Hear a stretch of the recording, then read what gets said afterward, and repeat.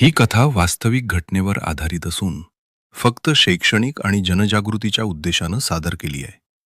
कोणत्याही प्रकारच्या हिंसाचाराचं समर्थन करण्याचा हेतू नाही. काही प्रसंग कथानक अधिक प्रभावी करण्यासाठी नाट्यमय स्वरूपात मांडले आहेत. मुंब्र्यात राहणारा अरबाज खान हा साधा आणि शांत स्वभावाचा मुलगा होता.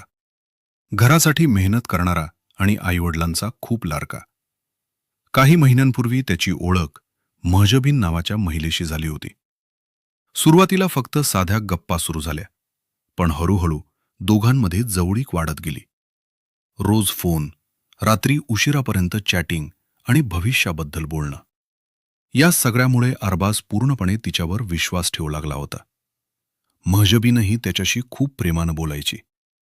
त्यामुळे अरबाजला वाटत होतं की तीच त्याच्या आयुष्यातली खास व्यक्ती आहे.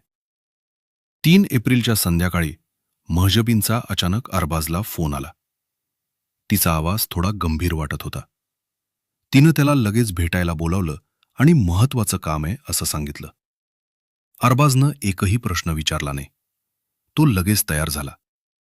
घरातून बाहेर पडताना त्यानं आईला फक्त एवढंच सांगितलं, मी थोड्या वेळात परत येतो. आईनं त्याला जेवून जाण्यास सांगितलं, पण तो हसतच निघून गेला. त्याला वाटत होतं की आज त्यांच्या नात्याबद्दल काही महत्वाची गोष्ट होणार आहे. पण रात्र झाली तरी अरबाज घरी परतलाच नाही. आईनं त्याला अनेकदा फोन केले, पण त्याचा मोबाईल बंद लागत होता. हे ऐकताच घरात शांतता पसरली. दुसऱ्या दिवशी सकाळी कुटुंबियांनी पोलीस स्टेशनमध्ये जाऊन तक्रार दाखल केली. पोलिसांनी तपास सुरू केला आणि अरबाजचे कॉल रेकॉर्ड तपासायला सुरुवात केली. त्या तपासात एक नाव वारंवार समोर येत होतं, महजबीन शेख. आणि इथून सुरू झाला एका भयानक कटाचा तपास. अरबाज बेपत्ता झाल्यानंतर पोलिसांनी त्याच्या मोबाईल लोकेशन आणि कॉल रेकॉर्डची तपासणी सुरू केली. तपासात समोर आलं की त्याची शेवटची लोकेशन वसई परिसरात होती. विशेष म्हणजे महजबीनचं मोबाईल लोकेशनही त्याच वेळी त्याच भागात दिसत होतं. यानंतर पोलिसांचा संशय आणखी वाढला. त्यांनी महजबीनला चौकशीसाठी ताब्यात घेतलं. सुरुवातीला ती सतत वेगवेगळ्या गोष्टी सांगत होती.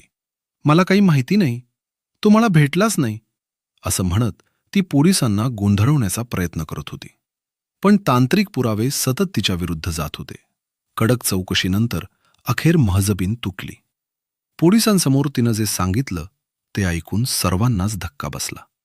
तपासानुसार महजबीनने तिचा पती हसन, भाऊ तारिक आणि त्याच्या एका मित्रासोबत मिळून अरबाजला जाळ्यात अडकवलं होतं. त्या रात्री अरबाजला प्रेमाच्या नावाखाली बोलावण्यात आलं, पण तिथे पोचताच त्याच्यावर हल्ला करण्यात आला. पैशांच्या कारणावरून वाद झाला आणि परिस्थिती गंभीर बनली. तपासात समोर आलं की आरोपींनी आधीपासूनच योजना तयार केली होती. अरबाजला शेवटपर्यंत वाटत होतं की महजबीन त्याच्यावर खरंच प्रेम करते, पण ज्या व्यक्तीवर त्याने सर्वात जास्त विश्वास ठेवला त्याच व्यक्तीने त्याला फसवलं होतं. त्या रात्रीनंतर अरबाजचा आवाज कायमचा शांत झाला आणि आरोपींनी पुरावे लपवण्यासाठी एक धक्कादायक निर्णय घेतला. अरबाजचा मृत्यू झाल्यानंतर आरोपी घाबरले होते. पोलिसांपासून वाचण्यासाठी त्यांनी पुरावे लपवण्याचा प्रयत्न केला. तपासानुसार त्यांनी अरबाजचा मृतदेह एका मोठ्या हिरव्या ड्रममध्ये भरला आणि रात्रीच्या अंधारात तो ड्रम नाल्यात फेकून दिला. त्यांना वाटलं होतं की हा गुन्हा कायमचा लपून राहील आणि कोणालाच सत्य कळणार नाही. पण मोबाईल लोकेशन, कॉल रेकॉर्ड आणि तांत्रिक तपासामुळे हळूहळू संपूर्ण कट उघड होत गेला. पोलिसांनी महजबीन आणि तिचा भाऊ तारिक यांना अटक केली. तपासात तारिकवर आधीपासून काही गुन्हे दाखल असल्याची माहितीही समोर आली.